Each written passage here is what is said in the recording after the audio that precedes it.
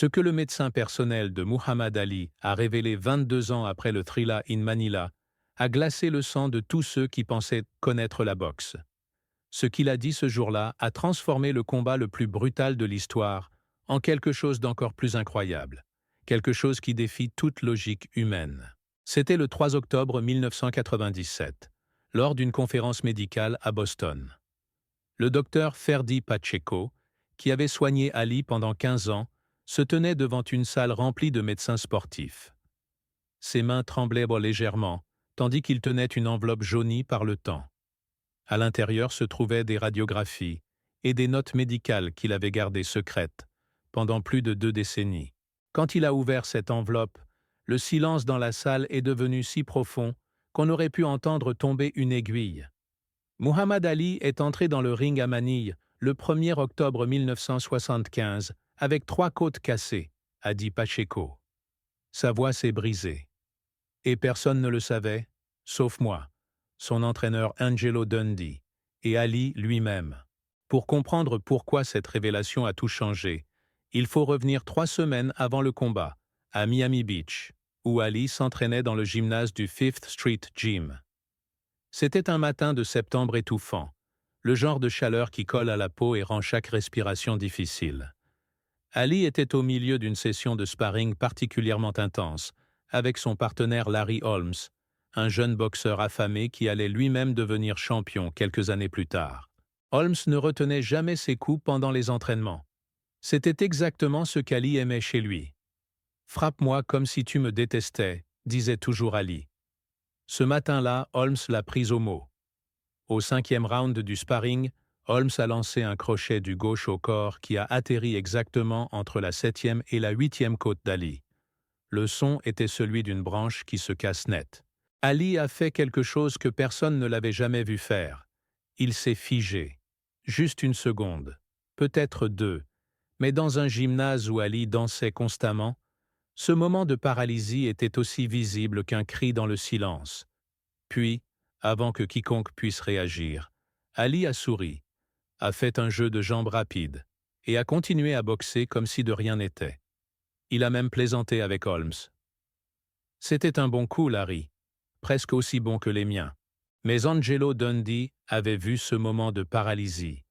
Il avait vu la façon dont Ali protégeait maintenant son côté gauche, subtilement, presque imperceptiblement, mais il l'avait vu. Après l'entraînement, Dundee a attrapé le bras d'Ali dans le vestiaire. « Laisse-moi voir », a dit Dundee. « Voir quoi ?» Ali a enlevé ses gants, son visage parfaitement neutre. « Ton côté gauche. Holmes t'a touché et je sais que ça fait mal. » Ali a ri, ce rire tonitruant qui remplissait toujours la pièce. « Angelo, j'ai pris des coups plus durs de ma grand-mère. Je vais bien. » Mais Dundee connaissait Ali depuis 1960. Il connaissait la différence entre le vrai rire d'Ali et celui qu'il utilisait comme bouclier. « Chant, le combat est dans 3 semaines. Si quelque chose ne va pas, on doit le savoir maintenant. » Le visage d'Ali a changé. Le sourire est resté, mais quelque chose s'est éteint dans ses yeux. « Appelle Doc Pacheco, mais pas un mot à personne d'autre. Tu m'entends ? Personne. » 2 heures plus tard, dans une clinique privée loin des regards indiscrets, le docteur Pacheco a passé ses mains sur les côtes d'Ali. Il n'a pas eu besoin de radiographie pour savoir. Ali a grimacé 3 fois, aux mêmes endroits. « Merde !» a murmuré Pacheco. Il a quand même fait les radiographies pour confirmer ce qu'il savait déjà. 3 côtes fracturées.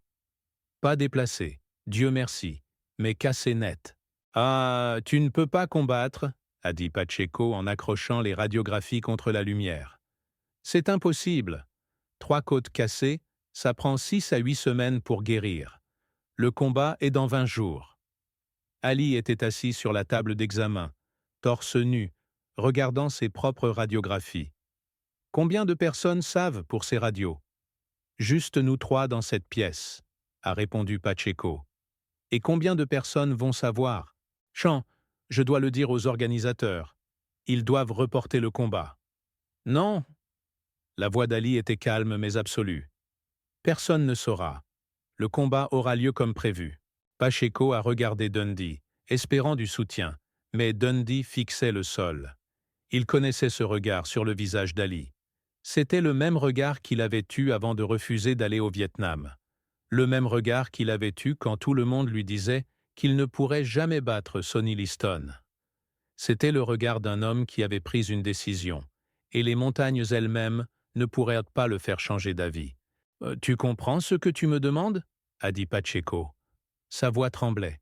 « Tu vas combattre Joe Frazier, l'homme qui t'a déjà battu, un des cogneurs les plus dangereux de l'histoire, et tu vas le faire avec 3 côtes cassées. Un seul coup au bon endroit, et tu pourrais avoir un poumon perforé. Tu pourrais mourir dans ce ring. »« Je ne vais pas mourir, » a dit Ali. « Et je ne vais pas perdre non ce combat. » Il a sauté de la table, a enfilé sa chemise avec des mouvements soigneusement contrôlés pour ne pas montrer la douleur. « Voilà ce qui va se passer. Doc, tu vas me donner tout ce que tu peux pour gérer la douleur sans que ça paraisse dans mes analyses. Angelo, tu vas modifier ma stratégie d'entraînement. Moins de travail au corps, plus de travail à la tête et aux jambes. Et personne, tu m'entends, personne ne saura jamais. » Pourquoi? C'était la seule question que Pacheco pouvait poser. Pourquoi risquer tout ça? On peut reporter. Frazier attendra. Ali s'est tourné vers lui. Et pour la première fois, Pacheco a vu quelque chose de vulnérable dans ses yeux. Parce que le monde entier attend ce combat. Parce que j'ai promis de finir ce que nous avons commencé. Parce que si je reporte maintenant, tout le monde saura que j'avais peur. Il a fait une pause. Et peut-être parce que j'ai besoin de savoir moi-même si je peux le faire. Les 3 semaines suivantes ont été une torture silencieuse. Ali s'entraînait chaque jour, mais Dundee avait subtilement changé les routines. Plus de courses, plus de travail sur le sac de vitesse, moins de sparring au corps. Quand les journalistes demandaient un pourquoi, Ali plaisantait. « Frazier connaît déjà mes coups au corps. Cette fois, je vais danser et le piquer comme un moustique jusqu'à ce qu'il s'écroule. » La nuit, dans sa chambre d'hôtel, Ali s'asseyait dans le noir et pressait doucement ses côtes, testant la douleur, essayant de déterminer si elle diminuait. Elle ne diminuait pas. Chaque respiration profonde était un rappel. Chaque mouvement de torsion était une agonie. Le 1er octobre 1975, quand Muhammad Ali est entré dans le Philippine Coliseum à Manille, 128 millions de personnes regardaient à travers le monde. Il voyait le plus grand boxeur de tous les temps, confiant, souriant, flottant vers le ring comme s'il marchait sur l'air. Personne ne voyait la bande de compression serrée sous son short de boxe. Personne ne voyait la façon dont il respirait, superficiellement, évitant d'étendre complètement sa cage thoracique. Personne ne savait. Le combat a commencé, et c'était exactement ce que tout le monde attendait. Brutal, sauvage, sans merci. Mais quelque chose était différent. Ali dansait plus que d'habitude, restait à distance, utilisait son jab encore et encore. Au 3e round, Frazier a réussi à s'approcher et a enfoncé un uppercut dans les côtes d'Ali, exactement là où Holmes avait frappé 3 semaines plus tôt. Dans le coin, Dundee a vu Ali se raidir. Il a vu la douleur traverser son visage pendant une fraction de seconde avant qu'Ali ne la masque. « Respire, Sean », a murmuré Dundee entre les rounds. « Respire superficiellement. Ne le laisse pas voir. » Round après round, la chaleur tropicale transformait le ring en un enfer. La température sous les lumières dépassait 43 degrés. Les 2 hommes se cognaient avec une violence qui dépassait le sport, qui entrait dans le domaine de quelque chose de plus primitif, de plus viscéral. Et à chaque coup au corps qu'Ali encaissait, Pacheco, assis au bord du ring, sentait son cœur s'arrêter. Au 10e round, Frazier a trouvé l'ouverture. Un crochet du gauche au foie, suivi immédiatement d'un droit aux côtes. Ali s'est plié, visiblement. Pour la première fois du combat, il a montré qu'il était blessé. Frazier l'a senti comme un requin sans le sang dans l'eau. Il s'est jeté sur Ali, martelant son corps encore et encore. Dans le coin, Dundee a commencé à se lever, sa main cherchant la serviette. Si Ali tombait, si ses côtes se déplaçaient, si son poumon était perforé, Il était prêt à arrêter le combat, promesse ou pas. Mais Ali ne tombait pas. Il s'est couvert, a absorbé les coups, et quand Frazier a finalement reculé, épuisé par sa propre férocité, Ali lui a souri. Un sourire sanglant, gonflé, mais un sourire quand même. C'est tout ce que tu as, Joe? Ce moment, ce sourire dans la douleur absolue, est devenu légendaire. Les gens ont parlé du courage d'Ali, de sa volonté indomptable. Mais ils ne savaient pas. Ils ne savaient pas qu'à cet instant, Ali combattait non seulement Joe Frazier, mais aussi 3 côtes fracturées qui criaient à chaque respiration.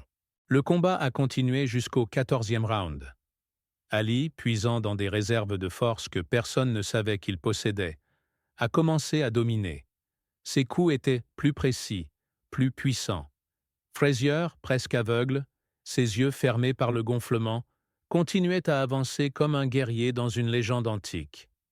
Mais avant le 15e round, son entraîneur Eddie Futch a arrêté le combat. « Assieds-toi, Joe, c'est fini. » Muhammad Ali avait gagné le Thrilla in Manila. Il s'est effondré sur son tabouret, a murmuré « Je veux mourir ». Et le monde a pensé qu'il parlait simplement de l'épuisement. Seuls 3 hommes savaient qu'il parlait aussi de la douleur dans ses côtes.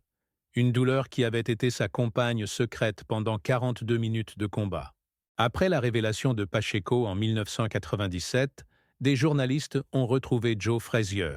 « Si j'avais su », a dit Frazier, ses yeux brillants, « j'aurais visé ce côté pendant tout le combat. Mais maintenant je sais pourquoi il dansait tellement. Il ne me provoquait pas, il survivait. » Frazier a secoué la tête. « Bon sang, quel guerrier. Je le détestais, mais bon sang, quel guerrier. » L'histoire de ses côtes cassées a changé la façon dont nous regardons ce combat. Ce n'était plus seulement de la bravoure. C'était quelque chose d'autre. C'était un homme qui avait choisi de souffrir en silence pour honorer une promesse, pour protéger son héritage, pour prouver quelque chose à lui-même que personne d'autre ne pouvait comprendre. Aujourd'hui, les médecins du sport utilisent cette histoire comme un avertissement. « Voilà ce qu'il ne faut jamais faire », disent-ils. Mais ils le disent avec une admiration dans la voix, parce qu'ils savent que ce qu'Ali a fait à Manille dépasse la logique médicale. Ça entre dans le royaume de la volonté humaine pure. Muhammad Ali ne parlait jamais de ses côtes cassées. Quand des journalistes ont essayé de lui poser la question dans ces dernières années, il souriait simplement. Son message était clair. Les véritables batailles ne sont pas toujours visibles. Les vraies victoires ne sont pas toujours comprises. Et parfois, la plus grande force est de souffrir en silence pour quelque chose de plus grand que soi-même.